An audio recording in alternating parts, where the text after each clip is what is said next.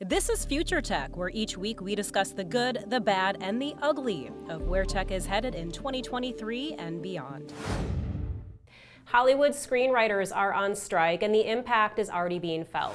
Blake Montgomery joins us now. He's a deputy editor over at Gizmodo. And Blake, a lot of the typical things that people might strike over are on the docket this time, things like higher pay, working conditions. But this is the first strike of its kind for these Hollywood writers in about 15 years, I guess. And there's been some developments, right? So like AI, for instance, that's a sticking point, which is interesting. Yeah, you could call these the new digital working conditions. Writers want protection from the threat of AI taking over their jobs, basically. We've seen ChatGPT, Bard, like these are common household names by now, and those generate swaths of text in seconds. And writers think that their executives, their producers will try to replace them with a robot.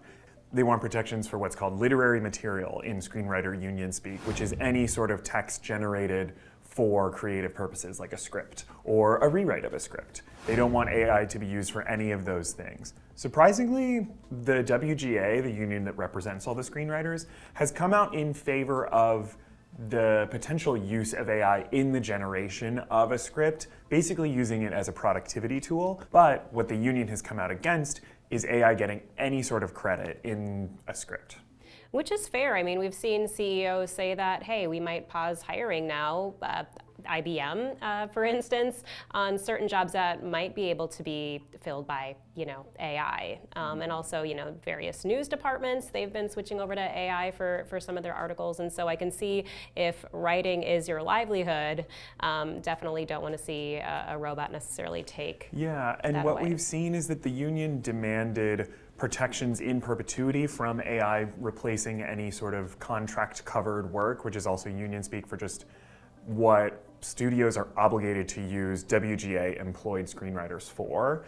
And the body representing the studios countered with, we want to be able to reevaluate to use technology when we see fit, which the union sees as a direct threat to screenwriters' work. So not only, is this strike impacting obviously the writers who want to continue to do work that they like to do, but I mean, some of the shows that other people like to watch, that's on pause now, right? Yeah, a lot of our favorite shows are going to be delayed. If they had release dates in fall, they probably don't anymore. And ongoing shows like Jimmy Kimmel, Saturday Night Live, Jimmy Fallon, these like up to the minute, that are writing up to the minute jokes of what happened earlier in the day, what's happening in the news, those are on pause now over these contract negotiations. They got to get a fair deal. So, I'll do whatever I can to support them, and hopefully there is no strike and they can figure out a deal. I hope not either. Yeah, I need my writers. I need them real bad. It'd be interesting to see if the people that aren't in the unions, the writers that aren't in the unions, could just kind of take over the shows and write and be like, oh yeah, we definitely need those writers.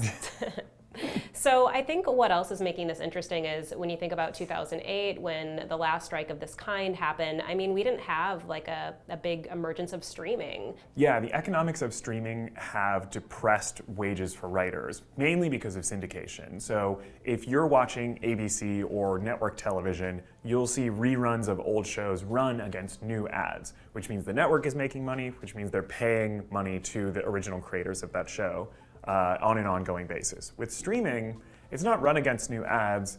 The streaming company's not making more money off of re-airing it. If you're watching your favorite show for the 9th time, I've watched 30 Rock a bunch of times on Netflix, and writers say they're not getting that residual money, or if they are, I heard one writer talk in an interview about getting a check for 7 cents from Netflix, which is tough. And they say they can't make a living off of these depressed wages, and they get basically one-time fees to write shows.